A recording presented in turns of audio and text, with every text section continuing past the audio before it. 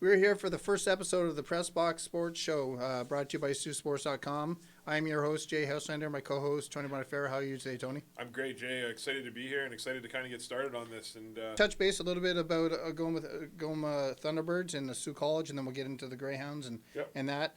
Algoma Thunderbirds, 4 commits this week. If I get the names wrong, pronunciation, we'll get them. But men's basketball, Jonah Germain, EJ Jacquette made the announcement on the road this past week in Quebec. Women's soccer, Michaela Towns with Neil Ovey. Women's curling, Taylor Longo. I think she is a local girl here in Sault Ste. Marie. And men's soccer, Christopher Gayton. So for Algoma Thunderbirds, they're starting to bring more kids in for 22, 23. So it's nice to see it there, where they haven't played any sports since starting December, and they're not allowed to play until January. So we were lucky there for Algoma. Sault College women's played Central Michigan this past weekend, won 7-1 and 3-1, and they're in Northern Michigan this weekend. And men's Lakers, another situation is they were supposed to play over here this weekend at the Rankin, the men's Sault College Cougars. Got to play Lake State. So it's just another factor on not being able to play, right? So it's a little frustrating. We were supposed to do stuff with the Cougars and streaming and that, but being over there and other situations why we can't do it. Yeah, the other thing too regarding that is it's exciting to see these recruits coming in. I mean, we all know about the men's basketball program and kind of what Coach Shock has going on there and kind of what he's doing, and it's nice to see those recruits coming in. I don't think I'd be out of line in saying in the past Algoma was almost like a last chance place, right? Like it was like, oh, I want to play, CIS, I got to go to Algoma because I can't really go anywhere else. Whereas nowadays, I think people are saying, hey, I want to go to Algoma.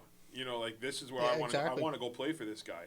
So I think that's a huge development, and congratulations. And we do a lot of streaming, like say Saultsports TV. We do it on OUA TV for Algoma and Sault College. But when it comes to their not just soccer and basketball, curling is a little bit different because they're at the curling club. But the soccer and basketball we stream, and I talk to those players all the time, and you sometimes are do some of the games and I asked them why Algoma, and they say it's not against the programs. Is I can go for basketball, go to Carleton or Ottawa and be on the basketball team, but it's great to be wearing a ring the following year, but I never got to see the floor. We're here.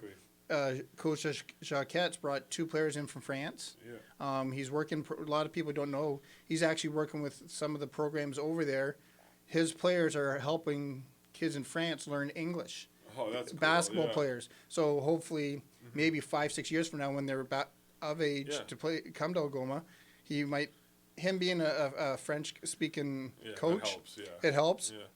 Go to practice. I hear sometimes guys are talking in French, and coach will correct them because a lot of the guys might benefit on the court if you think about it. Yeah, that's actually genius. Exactly, unless you're playing Ottawa or Carleton, where some kids might be from that area. It could help with I'm telling you, man. I don't know how much longer he has on his contract, but if I'm the administration at Algoma, that's one contract I'm re-upping. Oh, exactly. Like ASAP, because you don't want to lose that guy. Because like I said, we've interviewed him a couple times and been beyond impressed. By him. He sees not just next year. He sees 3 or 4 years down the road, right? So.